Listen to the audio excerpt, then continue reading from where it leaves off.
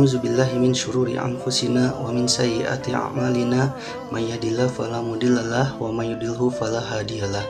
Asyhadu an la ilaha illallah wahdahu la syarikalah wa asyhadu anna Muhammadan abduhu wa rasuluh allazi la nabiyya ba'da amma ba'du. Segala puji bagi Allah Subhanahu wa Ta'ala, Tuhan semesta alam yang telah memberikan segenap limpahan rahmat serta karunia-Nya sehingga kali ini kita dapat bertemu yang biasanya Allah pertemukan kita di dalam dunia nyata, namun kali ini Allah pertemukan kita di dunia maya. Dan mudah-mudahan kita semua dalam keadaan sehat walafiat. Tak lupa sholawat serta salam kepada Nabi Muhammad SAW karena atas tuntunannya kepada kita semua sehingga sampai saat ini kita masih bisa berada pada jalan yang mudah-mudahan diridhoi oleh Allah Subhanahu wa Ta'ala. Tak terasa kali ini kita telah memasuki pertengahan bulan Ramadan. Semoga kita dapat menyelesaikan bulan Ramadan tahun ini dengan kemenangan. Ada dua kegiatan yang lazimnya dilakukan oleh orang-orang ketika hendak atau setelah berpuasa, yang nantinya dua hal ini pula yang akan membedakan puasanya antara kaum muslimin dan kaum Yahudi dan Nasrani atau ahli kitab. Yang pertama, sahur. Sahur adalah salah satu ibadah sunnah saat berpuasa. Terdapat beberapa hadis yang menyebutkan tentang keutamaan makanan sahur. Di antaranya dari Anas bin Malik radhiyallahu anhu, beliau berkata, Nabi Muhammad SAW bersabda, makan sahurlah kalian karena sesungguhnya dalam makanan sahur terdapat berkah. Nah, berkah di sini ialah kebaikan yang tetap dan banyak. Nah, berkah dalam hadis ini mencakup baik itu makanan sahur ataupun perbuatan sahur itu sendiri. Akan tetapi banyak hadis yang menggunakan makna dari hadis tersebut, yaitu untuk makanan sahur, bukan untuk perbuatannya. Nah, namun Ibnu Hajar Al-Asqalani rahimahullah menjelaskan dengan lebih detail tentang berbagai macam kebaikan dalam makanan sahur atau ketika waktu sahur. Yang pertama yaitu mengerjakan dan meneladani sunnah Nabi Muhammad SAW. Kemudian menyelisih ahli kitab berdasarkan hadis dari Amr bin Al-As dari Nabi SAW. Beliau bersabda, pembeda antara puasa kita dengan puasanya ahli kitab ialah makan sahur. Nah, kemudian yang ketiga, menguatkan badan orang yang berpuasa dalam melaksanakan ibadah. Kemudian menambah kekuatan agar semakin rajin beribadah. Tentu ya, karena ketika kita berpuasa maka ada energi ketika kita menjalankan puasa dalam sehari itu. Berbeda halnya ketika kita tidak makan sahur, maka kita akan cenderung lemas dan akan menjadi alasan atau bisa dijadikan alasan ketika kita bermalas-malasan. Adapun adab-adab yang perlu diperhatikan ketika kita sahur adalah yang pertama, diutamakan mengakhirkan makan sahur di akhir waktunya. Nah, dari hadis Anas bin Malik dari Zaid bin Sabit radhiyallahu anhuma, beliau berkata, kami makan sahur bersama Rasulullah SAW. Kemudian kami berdiri untuk mengerjakan sholat. Anas berkata, aku berkata kepada Zaid, berapa rentang waktu antara azan dan sahur? Zaid menjawab, kira-kira 50 ayat. Hadis tersebut diriwayatkan oleh muttafaq alaih. Kemudian yang kedua, tidak diisi dengan kegiatan yang sia-sia karena di dalam waktu sahur ada mustajabnya doa.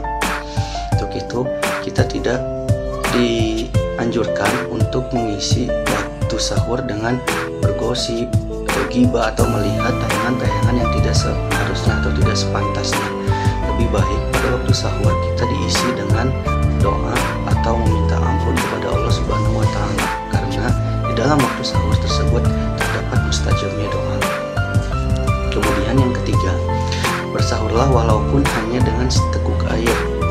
Nah, hadis dari Abu Sa'id Al-Khudri dari Nabi SAW, hadis yang diriwayatkan oleh Imam Ahmad, makanan sahur adalah makanan yang berkah, maka janganlah kalian meninggalkannya walaupun seorang dari kalian hanya sahur dengan meneguk air, karena sesungguhnya Allah dan para malaikatnya berselawat kepada orang-orang yang makan sahur. Nah, dari hadis tersebut kita bisa menyimpulkan bahwa makanan untuk kita bersahur itu wajib atau sunnah penting ya. Sehingga walaupun kita hanya bersahur dengan meminum segelas atau seteguk air, karena di situ terdapat keberkahan yang sangat disayangkan jika kita tidak melakukannya.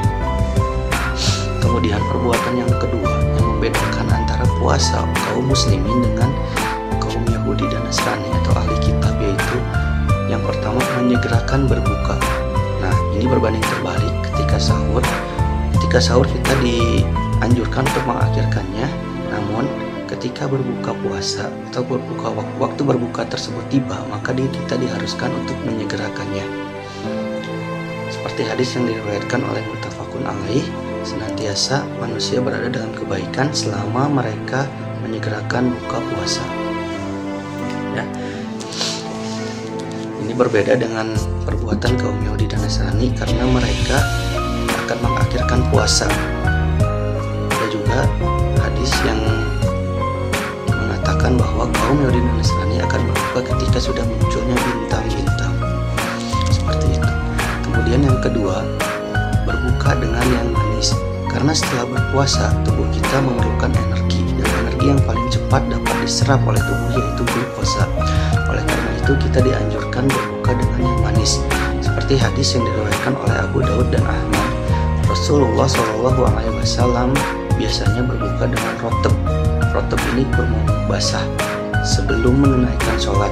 Jika tidak ada rotab, maka beliau berbuka dengan tamar atau kurma kering. Dan jika tidak ada yang demikian, beliau berbuka dengan seteguk air. Dari hadis di sini jelas bahwa Nabi itu senantiasa berbuka dulu sebelum sholat. Jadi berbuka kemudian sholat, seperti itu ya. Tidak sholat dulu baru berbuka, tidak. Bahkan seseorang yang azan biasanya beliau akan meminum terlebih dahulu kemudian azan. Nah, kemudian yang ketiga, tidak berlebih-lebihan dalam berbuka. Karena pada hakikatnya puasa itu menahan hawa nafsu. Tentu tidak sesuai ketika kita berbuka dengan makan dan minuman yang berlebihan. Karena ketika sehari penuh kita berpuasa, kita menahan hawa nafsu. Sementara ketika kita hendak berbuka, justru kita mengikuti hawa nafsu dengan menyiapkan atau membeli makan makanan yang sesuai dengan kita. Ya. Nantinya pada akhirnya makanan tersebut tidak termakan, dibuang dan mubazir, seperti itu. Kemudian membaca bismillah. Ketika hendak membatalkan puasa dengan makan dan minum, bacalah bismillah. Sebagaimana sabda Nabi SAW, Aisyah radhiyallahu anha berkata dalam hadis yang diriwayatkan oleh Abu Daud, At-Tirmizi dan Ahmad, apabila seorang di antara kalian makan, maka hendaknya ia menyebut nama Allah. Ia lupa untuk menyebut nama Allah di awal, hendaklah ia mengucapkan bismillahi awalahu wa akhirahu, dengan nama Allah pada awal dan akhirnya. Kemudian yang terakhir, membaca doa yang sesuai dengan yang dicontohkan oleh Nabi. Abdullah bin Umar berkata, jika Rasulullah SAW berbuka puasa, beliau mengucapkan zahaba zuma'u wa talatil umruku wa sabatal ajru insyaallah. Hilanglah dahaga, telah basahlah kerongkongan, semoga ada pahala yang ditetapkan jika Allah menghendaki. Nah, jadi ketika waktu berpuasa, kita hendaknya membaca Alhamdulillah karena kita telah sampai kepada waktu berbuka. Kemudian membaca bismillah, kemudian kita meminum seteguk air. Setelah itu kita membaca doa yang tadi, zahaba zuma'u abdalatil umruku wasabatal ajru insyaallah. Nah, setelah itu baru kita bisa memakan makanan yang telah disiapkan sebelumnya. Oke, sekian.